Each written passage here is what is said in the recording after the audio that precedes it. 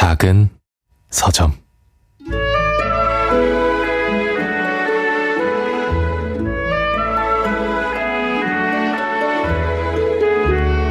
그녀와는 아는 사람 결혼 피로연에서 만나 친해졌다.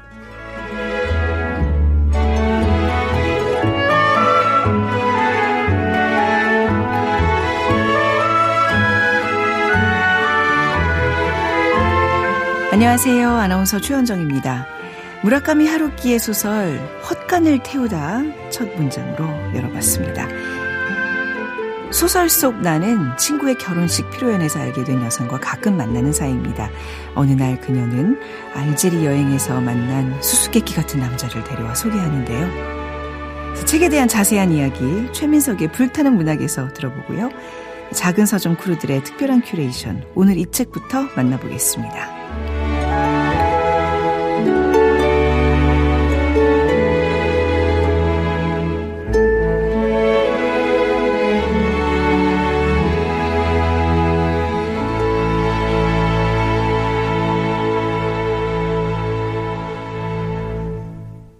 네, 이번 한 주 작은 서점에서 마련한 책 선물이 있습니다. 무속을 소재로 유쾌한 이야기를 만들었는데요. 윤이나 장편소설 신이 떠나도 출판사 유유히에서 출간됐습니다. 자, 책 받고 싶은 분들은 이번 주까지 작은 서점 인스타그램을 통해서 신청해 주시면 됩니다. 추첨을 통해서 배송해 드릴게요. 인스타그램에서 작은 서점 검색하시면 들어오실 수 있습니다. 그리고 작은 서점의 모든 방송은 다시 듣기 서비스가 되고 있습니다. 팟캐스트와 KBS 앱 콩을 통해서 만나보실 수 있으니까요. KBS 모바일 플레이어 콩 앱을 다운로드 받으셔서 이용해 주시기 바랍니다.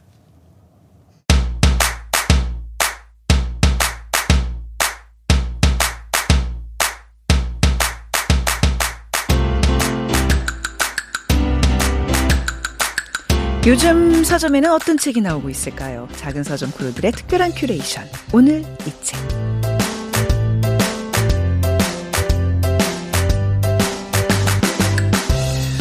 네, 교보문고 구한의 MD님과 함께하겠습니다. 어서 오세요. 안녕하세요. 교보문고 구한의 MD입니다. 자, 지난 시간에 이어서 오늘도 소설책 준비해 주셨는데요. 전 개인적으로 요즘 점점 소설책이 좋더라고요. 네. 오늘 가져오신 책도 강력 추천하시는 책인가 봐요? 맞습니다. 저는 항상 오늘 이 책에 추천하고 싶은 책을 가지고 오는데요. 네.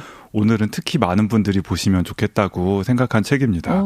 새해를 맞아서 독서 결심은 했는데 네.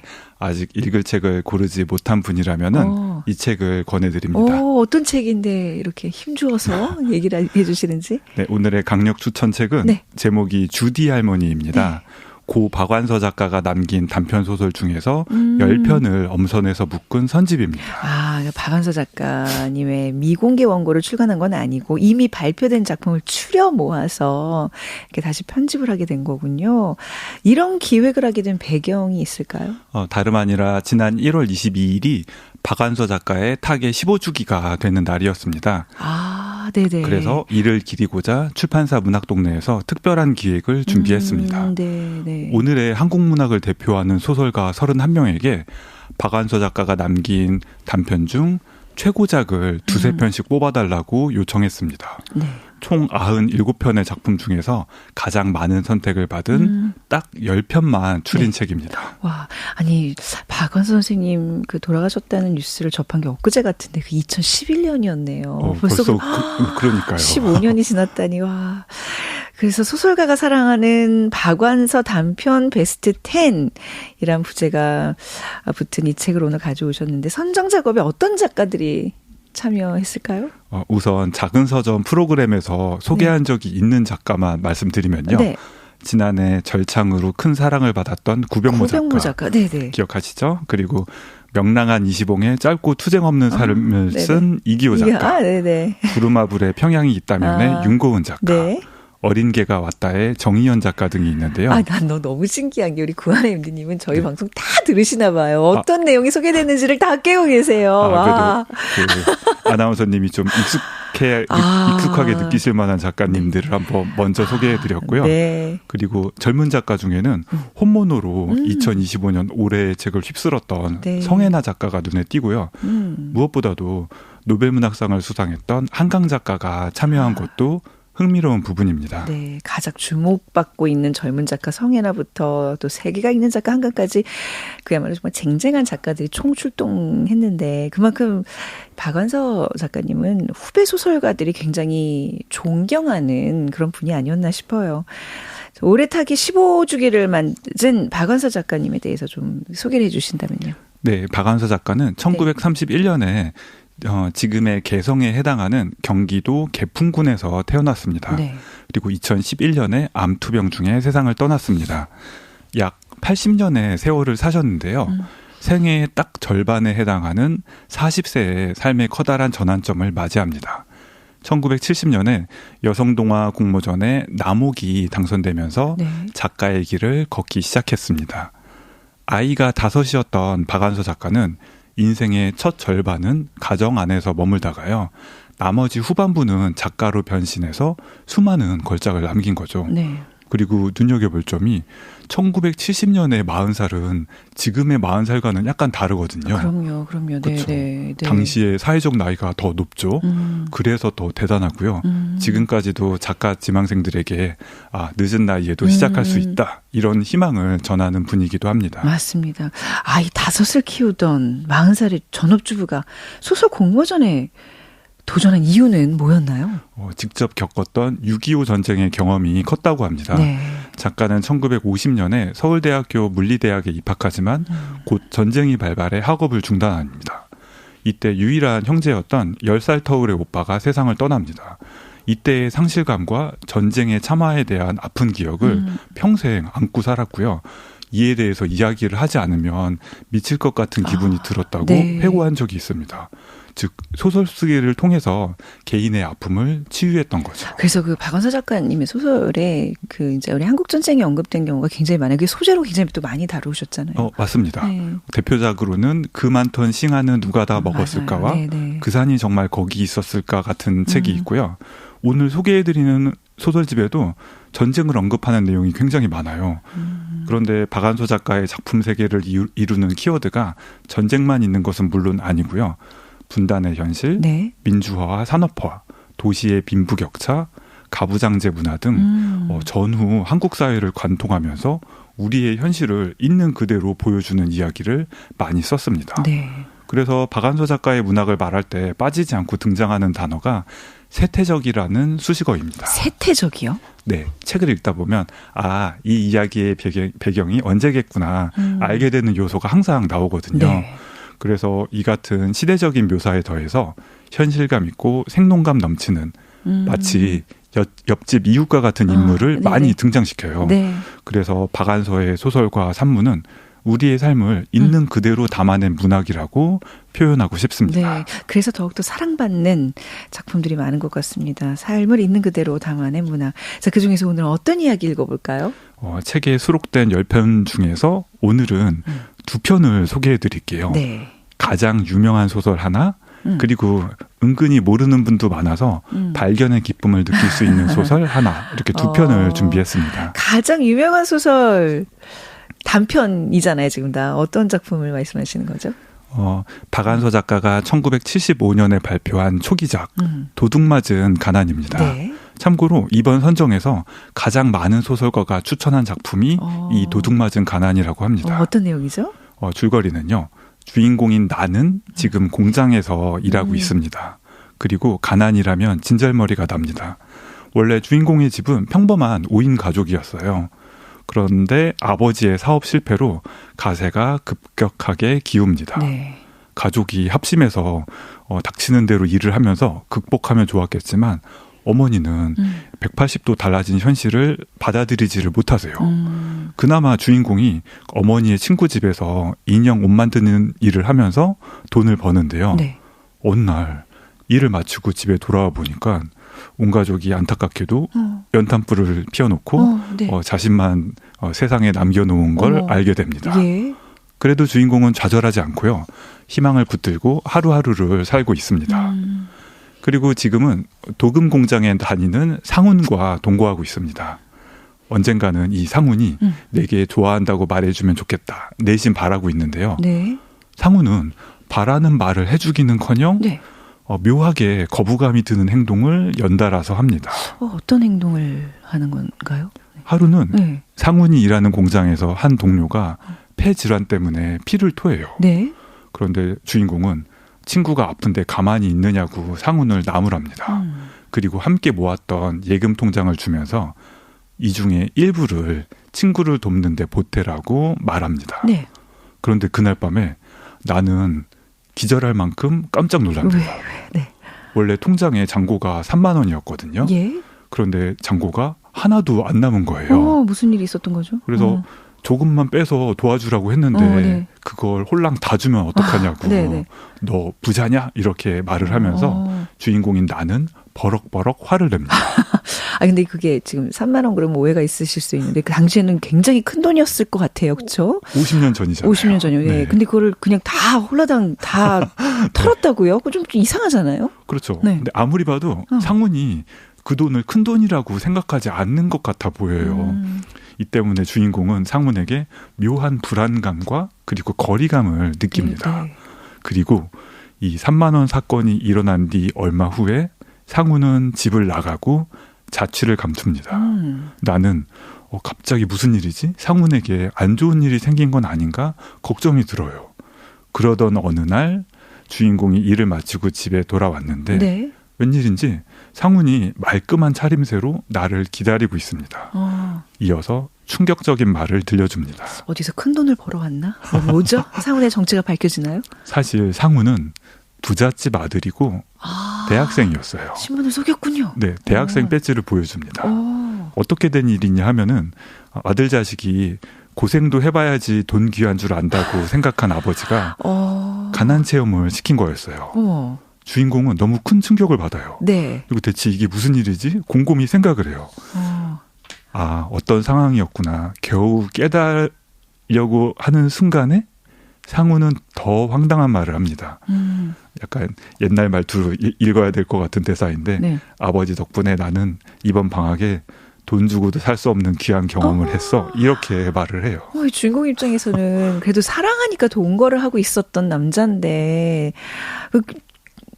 좀 이게 굉장히 농락당한 기분이 들었을 것 같아요. 그런데 놀라운 건 네. 여기서 끝이 아닙니다. 네. 상훈은 나에게 더 이상 그렇게 살지 말라고 부잣집인 우리 집에 와서 네. 잔심부름이라도 하라고 우리 아버지한테 네 얘기를 들려줬더니 좋게 보셨다고 말을 합니다. 네. 명백한 동정이죠. 네. 주인공은 연정을 품었던 상대에게 배반당한 것도 굉장히 속상하고요.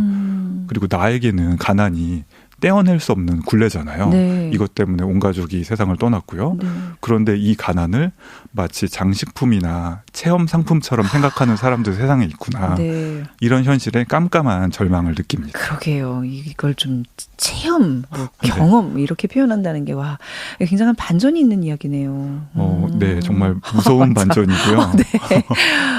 약간 좀 빨아들이는 이야기가 있는 소설이거든요. 그래서 의외로 박안서의 소설이 지닌 가장 큰 특징 중 하나가 네. 반전이에요. 작가님 사진을 보면 항상 웃는 표정이실 때가 많아요. 진짜 인상이 좋으시잖아요. 그래서 쓰시는 소설도 왠지 네. 좀 둥글둥글하고 친절하지 않을까? 이런 편견을 가지게 되는 때도 있는데 네. 그런데 정작 작가님이 쓰신 소설은 웬만한 공포영화 못지않은 싸늘함을 보여줄 네. 때가 많습니다. 네. 왠지 불화를 겪는 시대. 그 안에 놓인 뒤틀린 개인의 시면을 누구보다도 냉랭하게 묘사하는 작가입니다. 어마어마한 에너지가 있다는 생각을 저는 예전부터 굉장히 했었거든요. 맞습니다. 네. 네. 다음 소개해 주실 이야기도 그 반전이 핵심인가요? 그렇죠. 네, 이번에는 네. 비교적 덜 유명한 이야기 차례인데요. 제목은 제2산입니다. 이산 가족의 이산 앞에 다시 제자가 붙었죠. 왠지 제목부터 불길한 소설이에요. 이제 80년대였나요? 이산가족을 찾습니다. 그 시대의 소설인 것 같죠? 정확합니다. 네. 이 단편이 1984년에 발표되었어요. 네. 바로 그 전해인 1983년이 KBS 1TV의 이산가족 찾기 프로그램이 사회적 현상이 되었던 해입니다. 이 소설의 주인공인 몽동필도 이름이 몽동필이에요? 약간 특이하죠? 네. 6.25 때 헤어진 부모님을 찾고 싶다고 가족 찾기 신청을 한 상황입니다. 네. 그러던 어느 날 동필은 한 통의 전화를 받습니다. 전화를 건 사람은 다름 아니라 그의 작은 아버지였습니다. 그래도 뭐 부모님은 아니지만 혈육은 찾아낸 거네요. 맞습니다. 그런데 웬일인지 그가 상상했던 감동 어린 상봉 장면은 연출되지 않습니다. 네. 뭐 누구야 하면서 껴안는 거 그런 거 있잖아요. 네네. 그런 건 아니고 작은 아버지는 차가운 말투로 일단 자네가 내가 찾는 그 사람이 맞는지 확인해봐야 하지 않겠냐고 일단 호텔 커피숍에서 만나자고 말을 합니다. 네.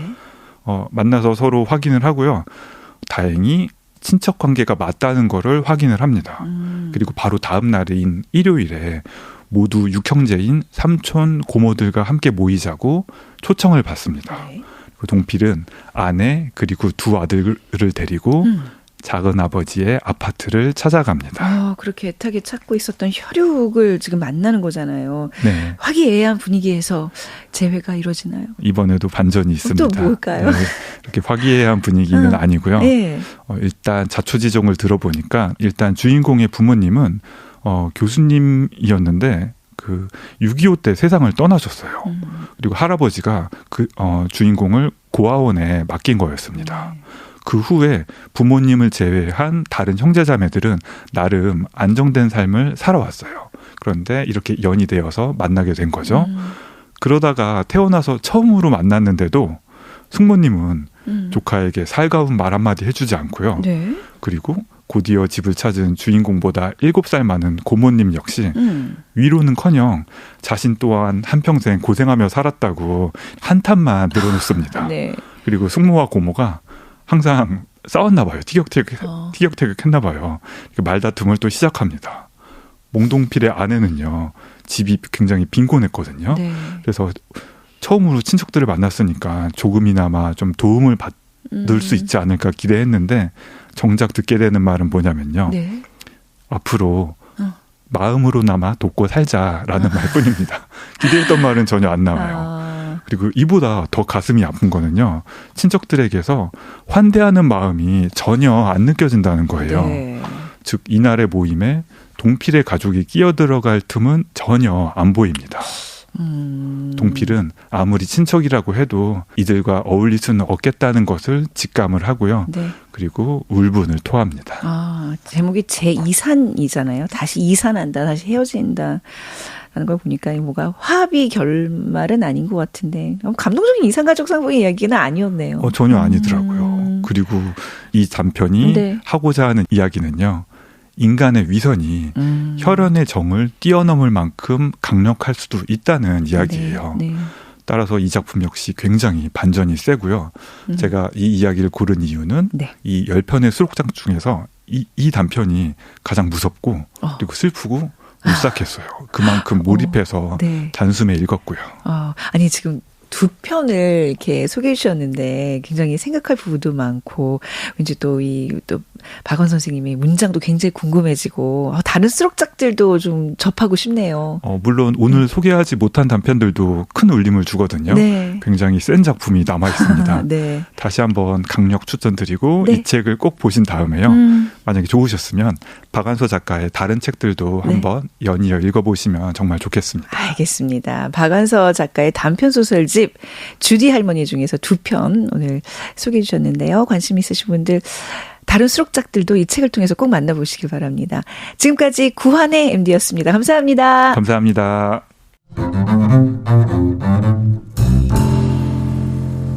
작은 서점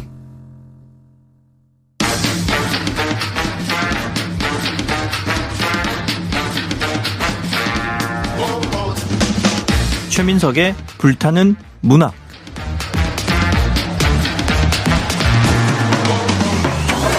우리의 마음을 저미는 명작. 오랜 시간 살아 숨쉬며 여전히 불타오르는 명작. 앞으로 그런 명작이 될 거라 여겨지는 작품까지. 최민석 작가가 아끼는 명작 이야기 작은 서점에서 풀어봅니다. 소설가 최민석의 불타는 문학.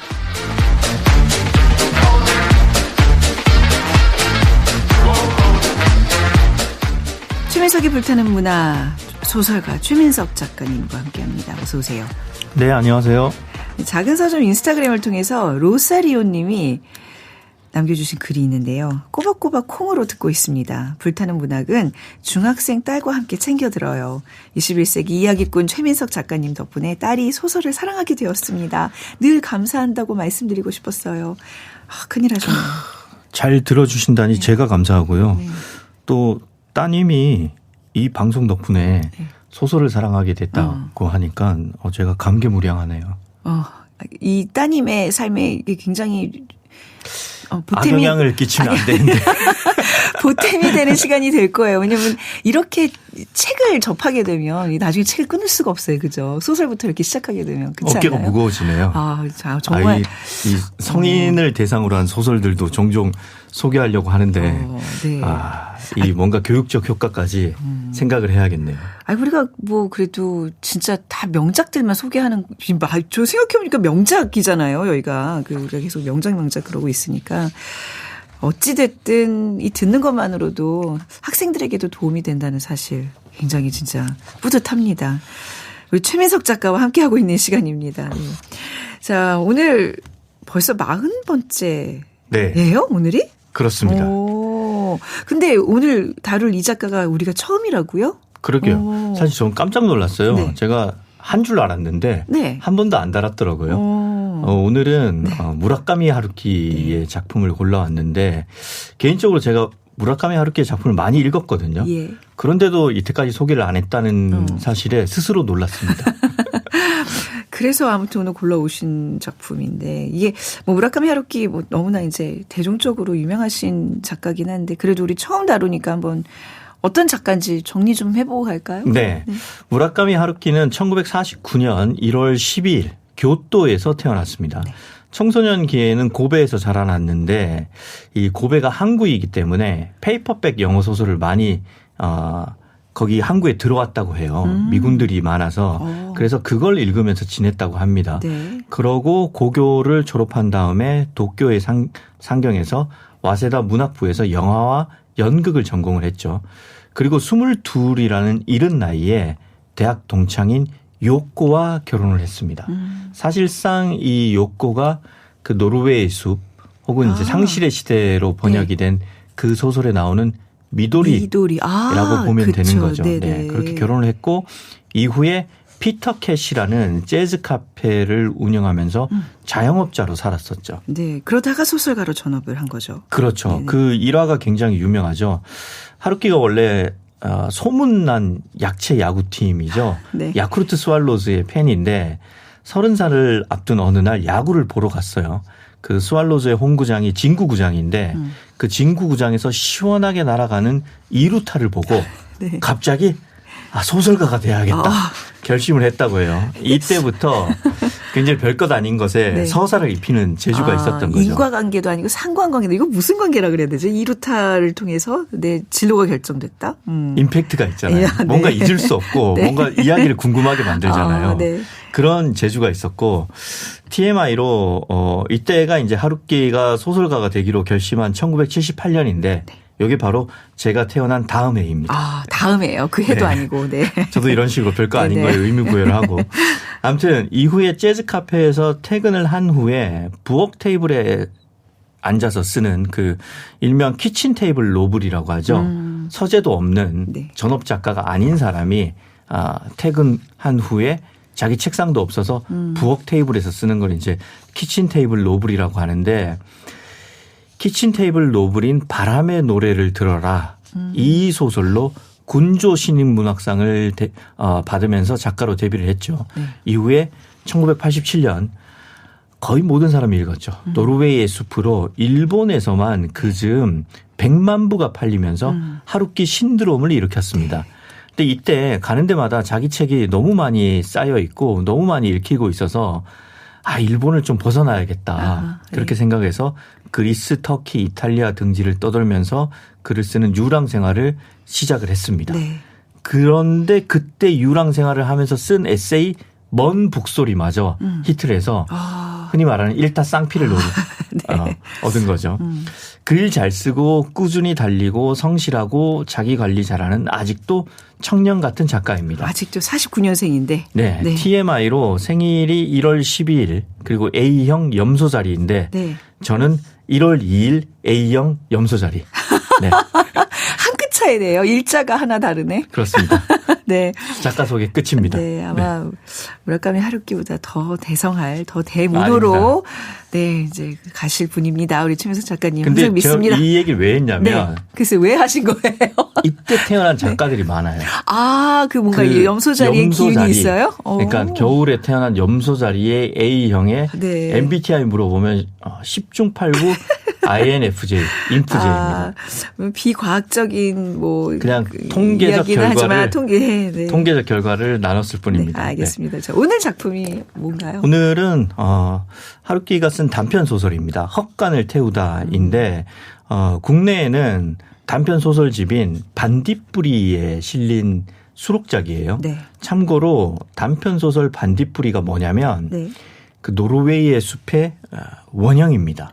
그러니까 반딧불이가 노르웨이 숲의 일장이라고 보면 되는 거예요. 그렇군. 아니, 저는 이제 이 반딧불이에 수록된 책인 그 오늘 작품인데 반딧불이부터 시작되잖아요. 그래서 네. 반딧불이부터 봤어요.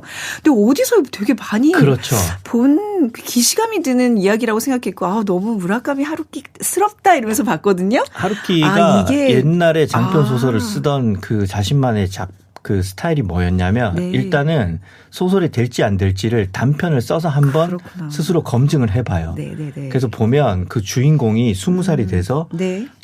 시골에서 이제 도쿄에 올라와서 옥상에서 반딧불이를 네네. 그 키우고 있던 컵에서 이렇게 빼서 해방을 시켜주잖아요. 네네. 근데 반딧불이가 컵 위로 올라와서 뭐 이렇게 주변을 배회하다가 안 날아가고 어쩔 줄을 모른 채로 한참을 배회하다가 그 다음 날아가요. 네. 그게 바로 갑작스러운 자유를 맞닥뜨린 20살들이 자신 앞에 무한하게 밀려온 그 자유를 스스로 어떻게 다뤄야 할지 모르다가 방황하다가 그 날아가는 걸 이제 비유로 쓴 거죠. 예. 그래서 그렇게 단편 소설은 끝나는데 네. 하루키는 이걸 확장하면 20살들의 이야기가 되겠구나라고 생각해서 장편으로 늘린 거죠. 네, 그러니까 자신의 경험담을 넣어서. 무라카미 하루키 정말 진정한 팬이라면 이 단편 소설을 대부분 봤겠군요. 그렇죠. 저는 이 사실을 원형이니까. 오늘 네. 처음 알았네요.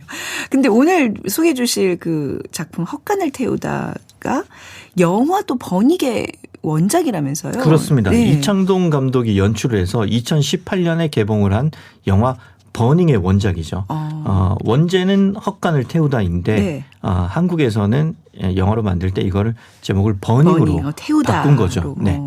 언제 나온 소설이죠? 한국에 정식으로 소개된 건 2014년인데 그러니까 그전에는 뭐 해적판이 많았으니까 뭐 돌았어요. 근데 정식으로 나온 건 2014년인데 네.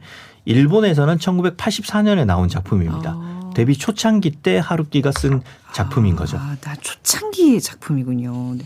자, 그럼 본격적인 이제 줄거리 소개를 앞두고 우리 음악 한 곡 듣고 볼까요? 네. 네. 오늘 작품이 헛간을 태우다이잖아요. 네. 그래서 제목에 굉장히 걸맞은 솔직한 선곡을 해왔습니다. 네. The Doors의 Light My Fire.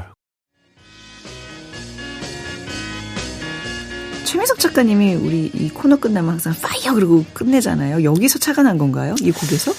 여기서 차가 난 건 아닌데 네. 뭐 평행 이론이라고 볼 수 있는 거죠. 예. 네. 훌륭한 예술가는 마지막에 파이어를 외친다. 알겠습니다. 최민석이 불타는 문학 시간 함께하고 계십니다. 무라카미 하루키의 헛간을 태우다 지금 소개를 받고 있는데요. 본격적인 줄거리 소개해 주시죠. 네. 얘기해도 되나요? 그 짐 모리슨이 네. 시를 썼어요. 네. 그래서 짐 모리슨이 글 쓰는 사람입니다. The Doors의 보컬. 네네네. 네. 그래서 글 쓰고 노래하는 사람은 네. 파이어를 외친다. 그렇네요. 그래서 평행 이론이다. 최민석 작가님과 네. 제가 네. 옛날 밴드 하던 시절에 그쵸, 네. 앨범 그 소개하는 글에 일단 구성은 도어스다. 그렇게 썼거든요. 글 쓰는 사람이 보컬하고 네. 일단 전업 연주자들이 연주를 해서 옛날 얘기입니다. 네, 개인적으로 굉장히 그 애정을 갖고 있는 그룹의 노래였군요. Light My Fire 듣고 왔고 이제 자 우리 헛간을 태우다 어떤 내용인가요? 네, 이 소설은 1인칭 주인공 시점으로 전개가 됩니다. 따라서 주인공은 나입니다.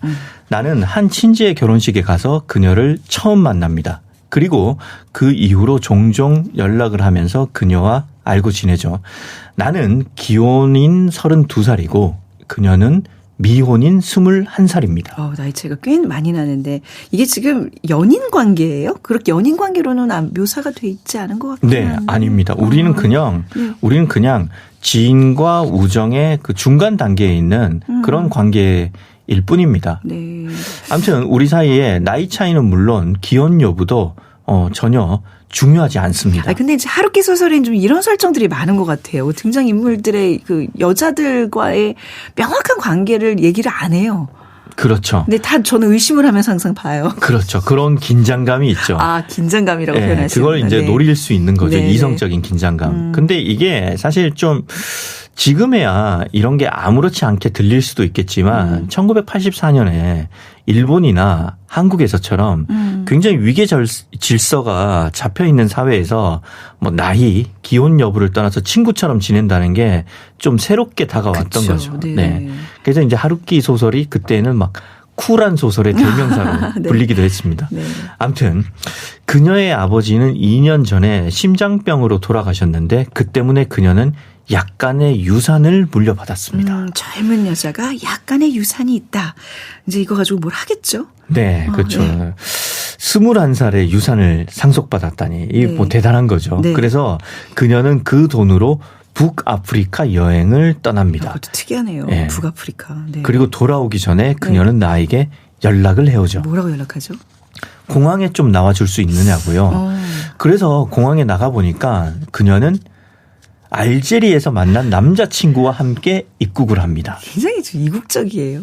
그렇죠. 설정들이. 이국적이고 네. 뭔가 그럼 남녀 간에 뭔가 긴장이 있어서 발전이 되나 네. 싶은데 공항까지 나와달라고 그러니까, 하니까 가니까 또 남자친구랑 다른 남자가 같이 있어요. 오는데 네. 남자친구는 알제리에서 만났어요. 알제리인이에요? 아닙니다. 아니네. 일본인인데 네네. 알제리에서 만난 거죠. 뭐 요즘 이제 알제라고 하죠. 네. 아무튼 이런 게 이제 하루키 소설의 특징인 거죠. 그래서 우리 셋은 함께 식당에 가고 그녀는 덮밥을 먹고 나와 그는 맥주를 마시고 헤어졌습니다. 네. 그렇게 헤어졌지만 이제 뭔가 본격적인 사건이 일어나겠네요. 네. 그렇게 헤어진 후 어느 날 그녀가 나에게 전화를 해옵니다. 네. 그리고 묻죠. 또 뭐라고 물을까요? 남자친구와 함께 집에 놀러 가도 되냐 이렇게 묻습니다. 지금 이좀 기혼이잖아요. 이 주인공이. 네. 근데 나는 마침 아내가 친정에 갔기 때문에 또 마침. 뭐 그러라고 합니다. 근데 뭔가 좀 분위기가 묘하지 않아요? 네, 그렇죠. 남자친구는 예. 독일제 은색 스포츠카를 타고 왔고 둘은 그냥 오기에 멋쩍었다면서 치즈와 와인과 맥주 따위를 사들고 옵니다. 우리는 함께 요한 스트라우스를 듣고 있는데 그 남자친구가 나한테 갑자기 묻습니다. 물어요? 아니면 뭔가 제안을 하는 거예요? 그렇죠. 물으면서 제안을 하는 거죠. 네. 그게 뭐냐면 한국에서 금지된 거를 함께 피우겠느냐. 이거 당연히 일본에서도 금지된 거죠. 일본에서도 당시 금지였나요? 예. 오, 네. 그러면 이게 소설이 이어지지 않을 거 아니에요? 네. 그 소설 그 제안에 응하죠. 응하죠. 네, 그래야 네. 이제 네. 이야기가 되니까. 네. 그래서 나는 왠지 알 수 없는 힘에 이끌려서 그러자고 합니다. 그리고 그녀는 몹시 피곤해진 탓에 2층에 올라가서 잠을 잡니다. 그러자 이거 뭔가 다 이제 흐트러진 분위기잖아요. 네. 네.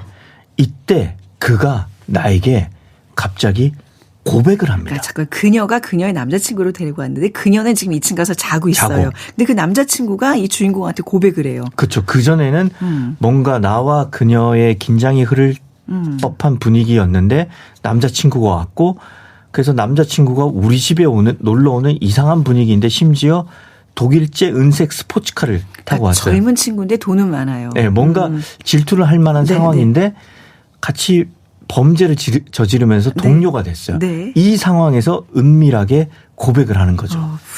애정 고백이요? 그런 류의 소설은 아니고 네네. 어찌 보면 그것보다 더 예상 못한 겁니다. 남자는 나한테 말합니다. 저는 종종 헛간을 태웁니다. 헛소리 아닌가요? 아니 헛간을 왜 태워요? 이게 소설 제목이기도 한데. 그렇죠. 네. 네. 근데 나는 이게 종종 소설 그것도. 그렇죠. 그런데 나는 소설 속 인물이니까 네. 이게 소설 제목인 줄 알 리가 없기 때문에 네. 잘못 들은 줄 알고 반문을 하죠. 예. 그러니까 남자는 또 또박또박 말합니다. 남의 헛간을 태운다고요. 그러면서 잘 쓰지 않는 헛간, 버려진 헛간을 골라서 태운다고 말합니다. 네. 이 와중에 또 뭔가 자기만의 선은 있나 봐요. 네. 휘발유를 뿌리고 네. 성냥을 던진 다음에 멀리서 그 불타는 광경을 망원경으로 지켜본다고 하죠. 지금 연쇄적으로 지금 범죄 얘기들이 나오고 있는데 아슬아슬한데요. 근데 왜 그러는 거예요, 이 사람은? 이 소설의 표현에 따르자면 그 사람이 이렇게 얘기합니다. 말하자면 그것이 저에게는 기쁨입니다. 그래서 나는 묻죠. 네. 대체 왜 나한테 이런 고백을 그렇죠. 하느냐고요. 네. 그러니까 왜 나한테 이걸 알게 해서 너무 부담될 것 같아요. 부담스럽게 이런 얘기 만든다는 하는 거죠. 사람이. 네. 뭐라 그래요, 그럼 그 사람은? 선생님은 소설가이기 때문에 행동의 옳고 그름을 따지기 전에 먼저 즐길 것이라고 생각해서입니다. 그러니까 지금 여기서 등장하는 나는 소설가로 나오고 있어요. 이게 약간 네. 자전 소설인가 봐요. 그렇죠. 그래서 이제 현실과 픽션을 헷갈리게 하는 기법을 하루키가 쓰고 있는 거죠. 네. 아무튼 그나저나 이 소설가를 어떻게 생각하기에 근데 진짜 그래요? 그러니까 소설가들은 옳고 그름 전에 이게 재밌다, 흥미롭다 이게 먼저인가요? 뭔가 이렇게 좀 상황을 파악할 때? 굳이 따지자면 즐겨요? 먼저 즐기는 편이죠. 네. 위험한 사람이네. 네. 그렇다면 지금 그 남자친구의 얘기가 맞는 얘기네요. 그렇네요. 그렇죠? 허를 찔렸네요. 네. 네. 아무튼 나는 그에게 다음에 태울 헛간도 정했는지 묻습니다. 네. 그러자 그는 아주 놀랄 만한 답을 합니다. 네, 바로 선생님 집 부근입니다. 실은 오늘 거기를 확인하고 왔습니다. 뭐예요? 아니 그럼 이렇게 지금 이날의 만남은 끝이 나는 거죠? 네. 그리고 다음 날 나는 우리 동네에 2만 분의 1 지도를 사죠. 옛날엔 지도로 2만 분의 1 지도 되게 오랜만에 듣는 네. 표현이에요. 예, 그렇죠. 예. 5만 분의 1이 아니라 네. 2만 분의 1 지도 꽤 큰 겁니다. 꽤 큰 거죠. 네. 그리고 헛간을 모두 표시합니다. 그 남자가 우리 집 부근의 헛간이라고 했으니까 나는 4km 이내로 한정을 하고 총 15군데를 모두 방문합니다. 약간 시골 마을이었나 봐요. 헛간이 어디 있어요, 요즘 세상에. 근데 거기는 그렇죠. 굉장히 많네요, 여기. 근데 이게 진짜 그 하루키가 자신의 캐릭터를 그대로 갖고 온 게 네. 옛날에 하루키가 카마쿠라에 살았거든요. 네. 오랫동안 살았어요. 그러니까 이게 가능한 거죠. 도쿄에서 그 떨어진 카마쿠라. 네. 굉장히 치밀하게 2만 분의 1, 4km를 한정하고 15군데를 방문하고 굉장히 치밀한 본인의 경험 아니면 나올 수 없는 숫자들이 막 나오는 것 같아요. 그렇죠. 일단 근데 뭐 장편 소설을 쓰려면 사람이 치밀해야 하니까 네. 네. 소설가라는 그 캐릭터이기 때문에 이게 뭐 개연성이 있는 거죠. 아무튼 나는 매일 아침 조깅을 하기 때문에 이것도 하루키가 매일 조깅하거든요. 네네. 진짜 자기 얘기예요. 뛰는 거 굉장히 네. 좋아하잖아요. 네. 그곳에 직접 뛰어가면서 과연 태울 만한 곳이 있는지 확인을 합니다. 네. 그래서 이제 사람 집과 너무 가까운 곳, 그리고 농기구가 있는 곳, 또 재산 피해가 발생할 것 같은 곳, 이런 곳들을 제외하니까 5군데가 남습니다. 사전에 범죄를 예방하기 위해서 뛰어다니는 건가요? 뭐 형사급으로 지금 막 민첩하게. 예방까지는 아닌 것 같고 아니에요? 작가적 호기심인 것 같아요. 네네. 네. 아무튼 그 남자가 별로 피해가 안 가는 곳을 태운다고 했잖아요. 그래서 보니까 이 5군데는 태워도 별로 피해가 없을 것 같습니다. 그리고 나는 이제 이 5군데를 매일 아침마다 조깅을 하면서 확인을 하죠. 어떻게 불이 나는 거를 목격을 하게 돼요? 놀랍게도 네. 아무런 일도 일어나지 않습니다. 왠지 이 남자가 그냥 약간 작가 앞에서 약간 그냥 망상적인 허세를 좀 부리는 것 같아요. 그런 것 같아요. 그럴 수도 있죠. 블러핑을 쳤을 수도 있죠. 네. 아무튼 왜 이 남자가 왜 이런 말을 했는지 그리고 또 왜 아무 이런 일도 일어났는지 나는 그 이유를 모릅니다. 네. 그러고 이제 1년이 지난 크리스마스 시즌 즈음에 나는 가족들의 성탄 선물을 사오다가 시나가 부근에서 시나가는 이제 도쿄 시내죠. 네. 그 부근에서 그의 차를 발견합니다. 아까 독일제 은색차라 그랬잖아요. 네. 뭔가 이렇게 눈에 좀 띄는 차였죠. 네. 네. 그 차가 한 커피숍 앞에 주차돼 있었기 때문에 나는 그 커피숍 안에 들어가서 우연을 가장해서 그를 만납니다. 그리고 일단은 안부를 주고받죠. 궁금한 게 있는데 이제 뭔가 본심은 감추고 접근을 하는 거예요. 네, 어색하지 않으려고 이렇게 이제 나는 미국인도 아닌데 네. 비행기 옆좌석에 앉은 그 낯선 승객처럼 네. 이제 스몰 토크를 한참 한 다음에 그제서야 묻습니다. 이게 약간 미국인들의 문화인가요? 낯선 사람 앞에서 이렇게 스몰 토크를 한 다음에 구체적인 해야죠. 그런 네. 거야. 우리는 좀 약간 단도직입적으로 물어보는 경향이 있죠. 갑자기 훅 들어오는. I like your jacket 뭐 이러고 뭐 얘기 막 하다가 어디 가냐 그러고 네. 한 20분 뒤에 맞아요. by the way, what's your name? by the way. 전형적인 대화 패턴이네요. 좀 물어야죠. 그렇죠. 헛간 어떻게 됐는지. 묻습니다. 헛간을 정말 태웠습니까? 네. 이렇게 묻죠. 돌아온 대답은요? 네, 태웠습니다. 그러자 나는 이실직고를 하죠. 사실 저는 1년간 매일 헛간을 확인했습니다. 이렇게 얘기를 하죠. 하지만 그는 분명히 선생님 집 부근의 헛간을 태웠다고 말합니다. 그리고 이번에는 그가 나에게 묻습니다.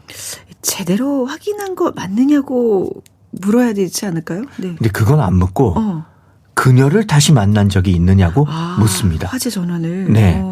나는 그녀를 만난 적이 없다고 하죠.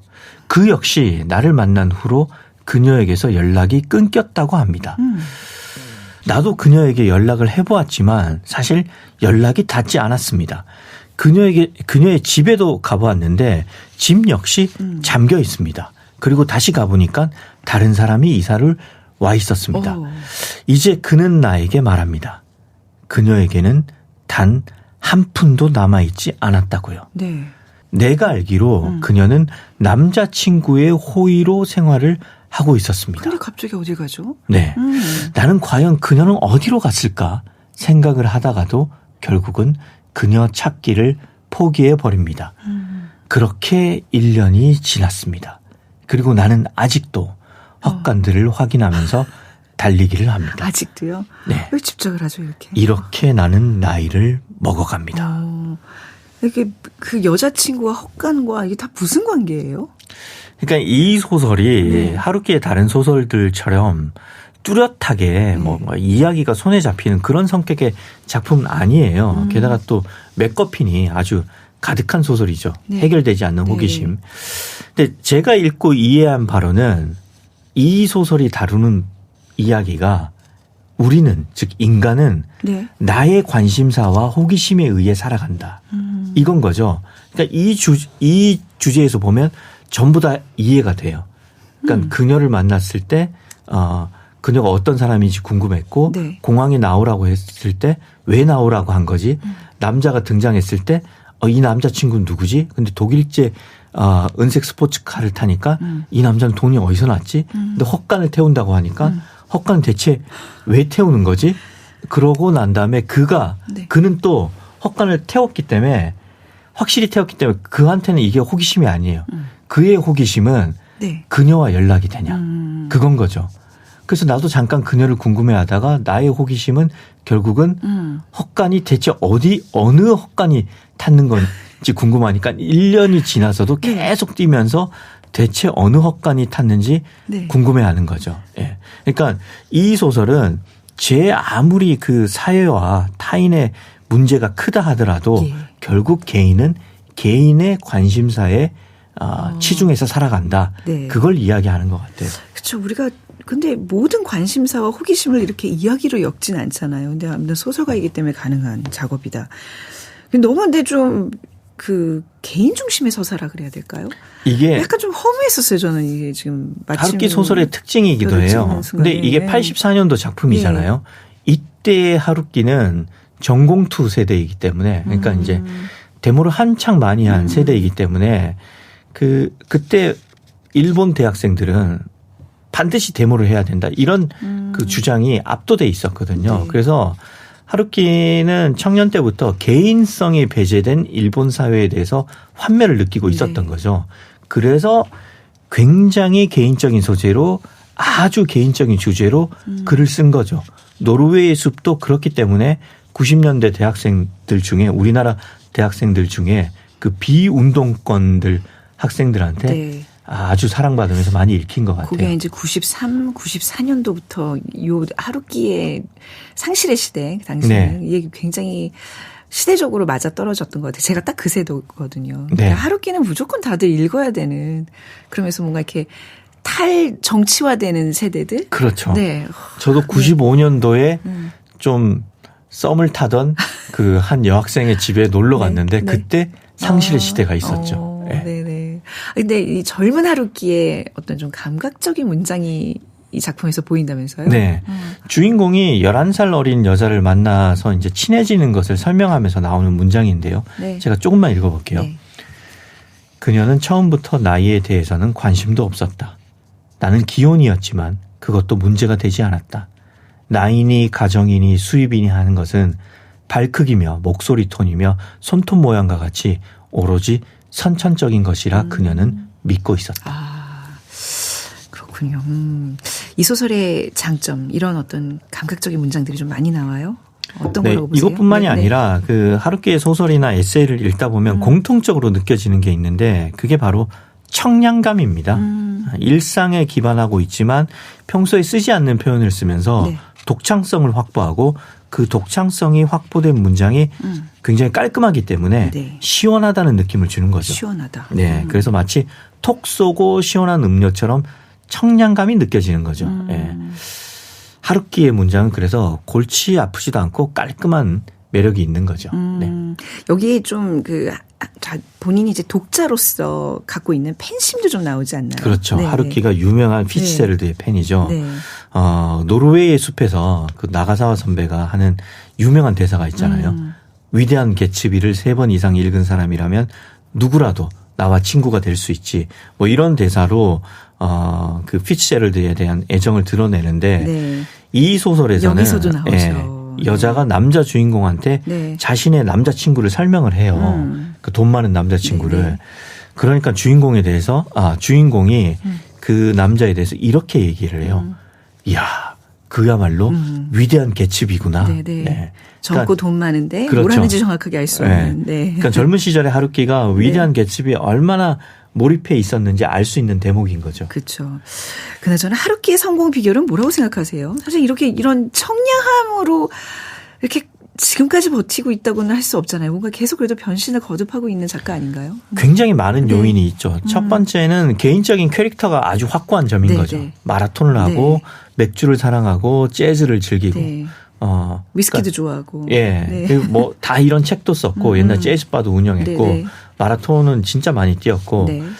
이런 캐릭터가 이제 확고한 점이 있고 그리고 또 다른 이유는 그 무국적의 서사와 문장 그리고 번역하기 쉬운 문장. 네. 이 번역하기 쉬운 문장이 되게 중요한 것 같아요. 무국적의 서사이기 때문에 번역이 잘 되는데 이 왜 하루키의 문장이 번역하기 쉽냐. 작가 소개를 할 때 그 하루키가 청소년기에 고베에서 자라났기 때문에 영어 페이퍼백 소설을 많이 읽으면서 자랐다고 했잖아요. 아마 그것 때문에 자기도 소설을 쓸 때는 그 자기가 배운 영어 페이퍼백처럼 써야 된다고 생각을 했나 봐요.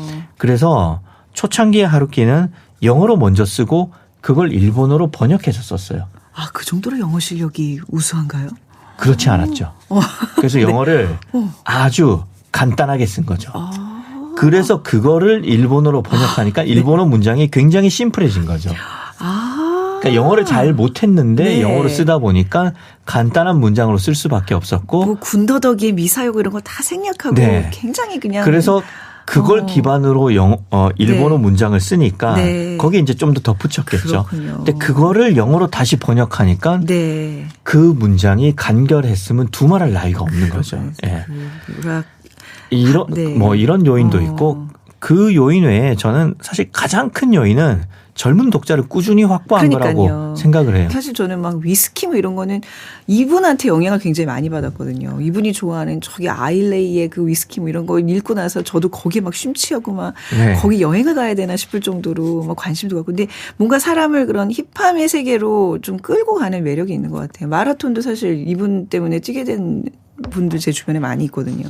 그런 것들이 잘 알려진 거죠. 그리고 젊은 독자가 유입되는 그 큰 이유 중에 하나는 저는 하루키 작품에는 연애가 웬만해선 등장을 하거든요. 항상 뭔가 예. 정체불명의 스쳐 지나가는 젊은 여인인데 뭐 어떤 관계인지는 묘사가 잘 안 돼요. 네. 그러니까 아까 말씀하신 그 어떤 이성의 어떤 긴장감이 계속 흐르는. 그게 있고 네. 또 하루키 작품에 늘 젊은 여성이 등장을 해요. 네. 그러니까 요컨대 독자로서 동일시할 만한 인물이 등장을 하는 거죠. 예. 그리고 문장이 대부분 젊은 감각을 지향하는 편인 거죠. 네. 그래서 저는 이게 바로 하루키가 많은 젊은 독자로부터 여전히 사랑받는 이유라고 생각을 합니다.